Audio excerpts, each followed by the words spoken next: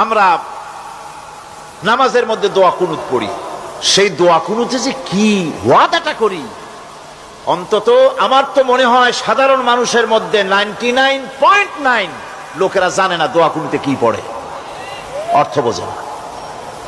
দোয়া কুনুতের মধ্যে বলা হচ্ছে আল্লাহুম্মা ইন্না নাস্তাঈনুকা, হে আল্লাহ আমি তোমার কাছে সাহায্য চাই। আপনি নামাজের ভিতরে বলতেছেন আপনার কাছে, হে আল্লাহ আপনার কাছে সর্বপ্রকারের সাহায্য আপনার কাছে চাই। নামাজের ভিতরে কিসের মধ্যে বলতেছেন? এরপরে বলতেছেন ওয়া নাস্তাগফিরুকা, তোমার কাছে ক্ষমা চাই, গুনাহ করেছি, অনেক গুনাহ করেছি, তোমার কাছে ক্ষমা চাই, কারণ সাহায্য করতে পারো তুমি, গুনাহও মাফ করতে পারো তুমি। গুনাহ মাফ করার ক্ষমতা কি আছে পৃথিবীর কারো? আকাশে জমিনে আল্লাহ ছাড়া মানুষের গুনাহ কেউ মাফ করতে পারে? এরপরে বলতেছি ওয়া নুমিনু বিকা, হে আল্লাহ আমি তোমার উপর ঈমান এনেছি, পরিপূর্ণভাবে তোমার উপরে ঈমান এনেছি। ওয়া নাতাওয়াক্কালু আলাইক, আর তোমার উপরেই কেবলমাত্র ভরসা করেছি। ঈমান এনেছি তোমার উপরে, ভরসা করছিও তোমার উপরে। এই কথাগুলি যদি আমরা বুঝতাম তাহলে আত্মাটা বড় হয়ে যেত, মাথাটা আল্লাহ ছাড়া কারো সামনে নত হতো না, ঠিক না বেটি? এরপরে বলছি ওয়া নুসনি আলাইকাল খায়র, সর্বপ্রকার কল্যাণের সাথে তোমার প্রশংসা করতেছি। ওয়া নাশকুরুকা, আর তোমার কৃতজ্ঞতা স্বীকার করছি, আমি তোমার শুকর আদায় করি, সর্ব ব্যাপারে তোমার শুকর আদায় করি। আর কি করি? ওয়ালা নাকফুরুকা, আমি কুফরি করি না, অকৃতজ্ঞ নই, আমি তোমার কৃতজ্ঞ বান্দা, আমি অকৃতজ্ঞ নই। একথা আপনি নামাজের মধ্যে বলেন, কিন্তু কৃতজ্ঞতা স্বীকার করেন না।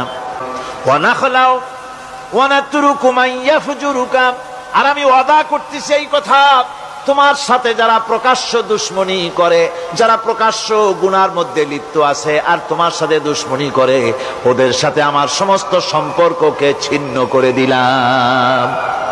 দেখছেন নামাজে কি কইলেন আপনি?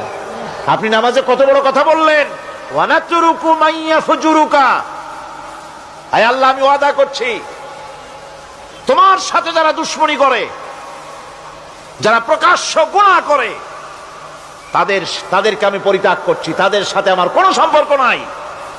এই কথা বলার পরে আপনার সম্পর্ক কার সাথে একটু চিন্তা করেন তো। আপনার বন্ধু কারা? ইলেকশন আসলে ভোট দেন কাদেরকে? কাদের চা খাওয়ান, কাদের চান্দা দেন? একটু চিন্তা করেন, অঙ্কের সাথে মিলায় নেন।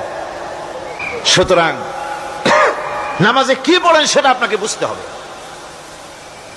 এরপরে বলা হচ্ছে আল্লাহুম্মা ইয়্যাকা না'বুদু ওয়া লাকা নুসাল্লি, আয় আল্লাহ তাআলা আমি একমাত্র তোমার গোলামি করি।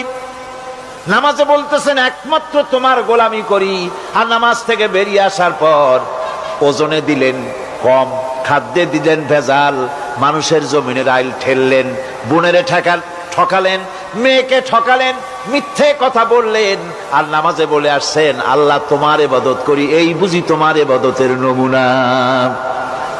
এই বুঝি তোমার ইবাদতের নমুনা? মুনাফিক নামাজ বোঝে নাই, পাপ তারে ফিরে, নামাজ তাকে পাপ থেকে বাঁচাতে পারে না। হায় আল্লাহ একমাত্র তোমার গোলামি করি, ওয়া লাকা নুসাল্লি, আর একমাত্র তোমার উদ্দেশ্যেই নামাজ পড়ি, মানুষকে দেখাবার জন্য পড়ি না। নামাজটা পড়ি কার জন্য? কার জন্যে? এরপরে বলছি অনাসজুদু ওয়া ইলাইকা নাসআ, আয় আল্লাহ আমি একমাত্র তোমাকেই সেজদা করি, আমার সমস্ত চেষ্টা সাধনা তোমার জন্য নিবেদিত। আমার চেষ্টা, আমার জিহাদ, আমার আন্দোলন, আমার বাঁচা, আমার মরা, আমার ব্যবসা, আমার বাণিজ্য, আমার সব তোমার জন্য। কার জন্য? চিল্লা এখন কার জন্য? দোয়া কুনুতটা কত বড় গুরুত্বপূর্ণ চিন্তা করেন।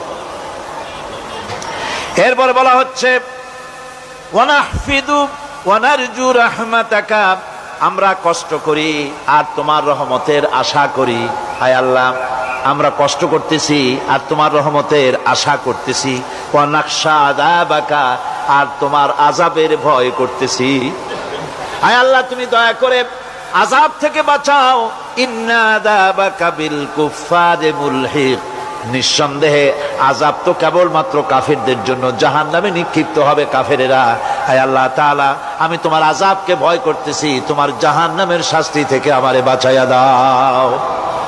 জাহান্নামের শাস্তি থেকে যদি বাঁচতে হয়, তাহলে দোয়া কুনুতটা বুঝা নামাজটা যদি সেইভাবে আদায় করা যায়, নামাজ কামেল হয়ে যাবে। কোন আলহামদুলিল্লাহ।